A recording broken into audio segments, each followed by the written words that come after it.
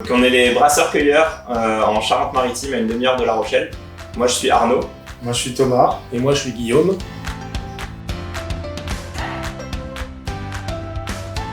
Donc Brasseurs-Cueilleurs a été créé il y a 4 ans, en mars 2016 par Arnaud, en Normandie, sur une toute petite installation, une Pico brasserie. Je l'ai rejoint il y a 2 ans et demi et on est parti en mode brassage nomade pour développer notre brasserie et on est installé maintenant depuis octobre en Charente-Maritime et Guillaume nous a rejoint depuis le mois de décembre. Ici on a donc eu cette phase nomade. On a brassé dans plus d'une quinzaine de brasseries et on a choisi spécifiquement les brasseries qui, nous, en tant qu'amateurs de bière, nous plaisaient, nous inspiraient. On est allé jusqu'à Esquelbec chez Monsieur Thirier. On est allé également à Moulin d'Ascq, pas très loin, près de Lille. On est allé à Miramas chez Sulloz, à la brasserie d'Orville en région parisienne et à la brasserie des Garrigues près de Montpellier. On a brassé plusieurs fois près d'Aix-en-Provence, à la brasserie de Puricar.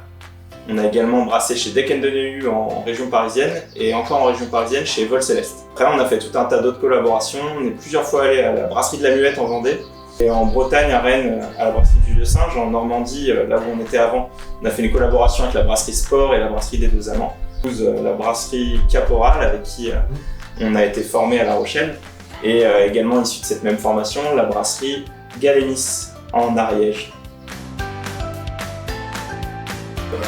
Quitte à parler d'un produit, on va plutôt parler de la Aigrefruit, parce que c'est vrai que c'est quand même la bière au final qui représente le mieux la brasserie et toutes les spécificités qu'on va avoir. C'est une bière, en fait, c'est une bière de cueillette, donc on va toujours réutiliser la même base de bière. On va partir sur une bière blanche, une Berliner Weiss qui est acidulée.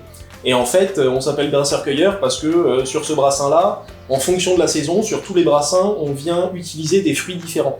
Donc là, sur ce brassin-là, c'était une bière qui est faite avec du citron de menthon et de la menthe.